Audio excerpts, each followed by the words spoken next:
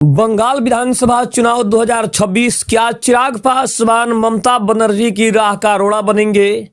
चिराग पासवान ने ठोकी 15 सीटों पर बड़ी ताल, एनडीए में सुपर डील की तैयारी हुई। आखिर चिराग पासवान कितनी सीटों पर चुनाव लड़ सकते हैं और क्या एक बार फिर से चिराग पासवान बिहार चुनाव की तरह ही बंगाल में अपना परचम लहरा पाएंगे? सबसे बड़ा सवाल। नमस्कार, मैं हूं संजीव और आप देख रहे हैं आप तक न्यूज। अगर आप हमारे चैनल पर नए हैं तो चैनल को जरूर सब्सक्राइब कर लें। बता दें कि पश्चिम बंगाल में 2026 में विधानसभा का चुनाव होने वाला है, लेकिन उसके पहले ही बंगाल में चिराग पासवान का बिहार मॉडल का धमाका देखने को मिल सकता है। आपको बता दें कि पिछले कुछ दिनों से इस बात की सबसे ज्यादा चर्चा हो रही है कि क्या बिहार की तरह पश्चिम बंगाल में भी चिराग पासवान का परचम लहराएगा। देश की राजनीति के सबसे गर्म मुद्दों में से एक है पश्चिम बंगाल विधानसभा चुनाव 2026। इस चुनाव को लेकर तैयारियां अभी से शुरू हो चुकी है और एक सवाल जो लगातार राजनीतिक गलियारों में गूंज रहा है वह है चिराग पासवान की पार्टी लोक जनशक्ति पार्टी रामविलास यानी लोजपा रामविलास कितनी सीटों पर चुनाव लड़ेगी। जैसा कि हम जानते हैं कि पश्चिम बंगाल में 2026 में विधानसभा के चुनाव होने हैं। अभी तक चिराग पासवान की पार्टी लोजपा रामविलास ने पश्चिम बंगाल के लिए सीटों की संख्या का कोई औपचारिक या सार्वजनिक ऐलान नहीं किया है। पार्टी का मुख्य जनाधार बिहार में है और हालिया खबरों का बड़ा हिस्सा भी बिहार विधानसभा चुनाव 2025 में एनडीए गठबंधन के भीतर उनकी सीटों के बंटवारे पर केंद्रित रहा है।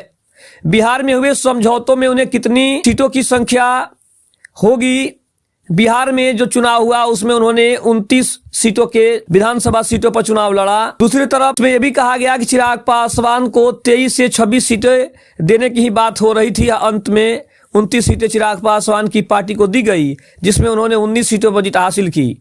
और पश्चिम बंगाल में लोजपा रामविलास का संगठन अभी शुरुआती चरण में है और उनका चुनावी इतिहास भी उतना मजबूत नहीं रहा है। इसलिए पश्चिम बंगाल के चुनाव में उनकी सीटों की संख्या मुख्य रूप से दो बातों पर निर्भर करेगी। अगर पहली बात पर ध्यान रखें तो भाजपा के साथ गठबंधन, क्या लोजपा रामविलास बंगाल में ही भाजपा के साथ एनडीए गठबंधन का हिस्सा बनेगी? अगर दूसरी मांग पर बात करें तो मांग और संगठन की ताकत, गठबंधन होने पर चिराग पासवान अपनी पार्टी की संगठनात्मक शक्ति और भाजपा की चुनावी रणनीति के आधार पर कितनी सीटों की मांग करते हैं, ये दो मुख्य बातें हैं। अब अगर पश्चिम बंगाल में राजनीतिक समीकरण की बात करें तो पश्चिम बंगाल में मुख्य मुकाबला हमेशा से तृणमूल कांग्रेस टीएमसी और भारतीय जनता पार्टी के बीच रहा है। पश्चिम बंगाल विधानसभा में कुल 294 सीटें हैं। लोजपा रामविलास की अगर प्रभाव की बात करें तो लोजपा रामविलास की ताकत मुख्य रूप से बिहार के प्रवासी कामगारों और कुछ दलित समुदायों में देखी जाती है, जो बंगाल के विभिन्न हिस्सों खास करके औद्योगिक क्षेत्रों और सीमावर्ती जिलों में मौजूद है। भाजपा का लक्ष्य बंगाल में 2021 के मुकाबले अपनी सीटों की संख्या बढ़ाना होगा। ऐसे में वह हर छोटे सहयोगी दल को तभी जगह देगी जब उन्हें लगता हो कि वह दल वोटों को ट्रांसफर करा सकता है या किसी खास समुदाय को लामबंद कर सकता है। अब अगर बात करें तो गठबंधन में क्या हो सकते हैं, इसका अनुमान भी लगाया जा रहा है कि अगर चिराग पासवान की पार्टी एनडीए गठबंधन के तहत चुनाव लड़ती है तो सीटों की संख्या को लेकर कुछ अनुमान लगाए जा सकते हैं। अगर बात करें तो गठबंधन में शामिल अनुमानित सीटों की संख्या 5 से 10 सीट हो सकती है। अगर इसके कारण और विश्लेषण की बात करें तो लोजपा रामविलास का बंगाल में सीमित संगठनात्मक ढांचा और चुनावी प्रभाव है।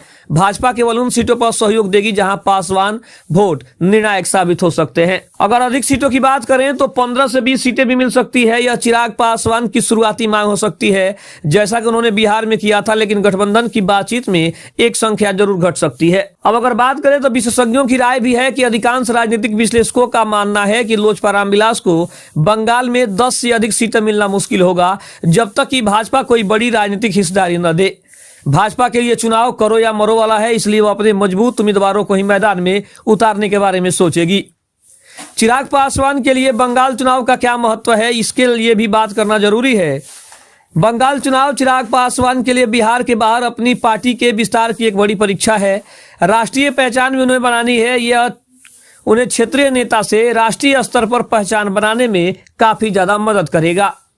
बंगाल में अच्छा प्रदर्शन उन्हें भविष्य में एनडीए के भीतर अधिक मोल भाव की शक्ति प्रदान कर सकता है। वह बंगाल के दलितों और बिहार झारखंड से आए प्रवासी कामगारों के वोट बैंक को साधने की भी पूरी कोशिश करेंगे। चिराग पासवान की लोजपा रामविलास पश्चिम बंगाल विधानसभा चुनाव 2026 में कितनी सीटों पर चुनाव लड़ेगी, इसकी अंतिम संख्या अभी तक तय नहीं हुई है और यह मुख्य रूप से भाजपा के साथ होने वाले सीट बंटवारे पर निर्भर करेगा। फिलहाल 5 से 10 सीटों पर लड़ने का अनुमान सबसे अधिक लगाया जा रहा है। दूसरी तरफ अगर हम बात करें तो चिराग पासवान पार्टी के प्रभाव वाले किसी खास क्षेत्र की चुनावी संभावनाओं के बारे में भी कितना अनुमान लगा पाएंगे और उनकी जो भविष्यवाणी होगी वो कितना सफल होगी, इसके बारे में भी बात करना सबसे ज्यादा जरूरी है। सबसे पहले ये समझना जरूरी है कि लोजपा रामविलास की बंगाल में सीटों की संख्या का निर्धारण काफी हद तक बिहार में उनके हालिया चुनावी प्रदर्शन से भी जोड़कर देखा जा रहा है। बिहार विधानसभा चुनाव 2025 में लोजपा रामविलास ने एनडीए के भीतर 29 सीटों पर चुनाव लड़ा और सूत्रों के अनुसार अगर हम बात करें तो 29 सीटें जो उन्हें मिली थी उसके लिए भी उन्हें काफी मोलभाव करना पड़ा। हालांकि बाद में उन्हें 29 सीटें दी गई और 19 सीटें जीतकर उन्होंने एक उत्कृष्ट स्ट्राइक रेट दर्ज किया। इसी तरह 2024 के लोकसभा चुनाव में भी पार्टी ने 100% स्ट्राइक रेट के साथ 5 में से 5 सीटें हासिल किया। इस मजबूत प्रदर्शन ने चिराग पासवान को एनडीए में एक महत्वपूर्ण सहयोगी के रूप में भी स्थापित कर दिया, जिससे उनकी मोलभाव की करने की जो शक्ति है वो भी बढ़ गई है। इसके अलावा बात करें तो लोजपा रामविलास केवल बिहार तक सीमित नहीं रहना चाहती। पार्टी ने नागालैंड, झारखंड और यहां तक कि उत्तर प्रदेश 2027 में जो चुनाव होने वाले हैं 100 सीटों पर लड़ने का भी बड़ा ऐलान करने वाली है। इसके भी विस्तार जो है वो रणनीति अपनाई गई है। बंगाल जो बिहार से सटा हुआ है और जहां बड़ी संख्या में प्रवासी बिहारी मतदाता हैं, पार्टी के राष्ट्रीय विस्तार के लिए भी एक तार्किक अगला कदम हो सकता है। पार्टी के औपचारिक संख्या का ऐलान नहीं किया है। सीटों का बंटवारा मुख्य रूप से इस बात पर निर्भर करेगा कि भाजपा उन्हें कितना मूल्यवान मानती है।